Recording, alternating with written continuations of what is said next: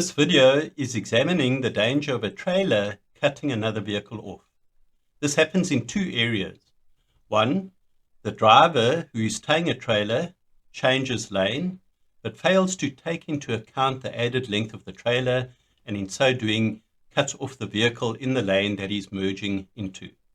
Secondly, a vehicle crossing the road, say at an intersection, but the driver once again failing to take into account the entire length of the vehicle, including the trailer, and so mistimes he's crossing the road so as to allow for his vehicle as well as the trailer to make it across the intersection before any oncoming vehicles arrive.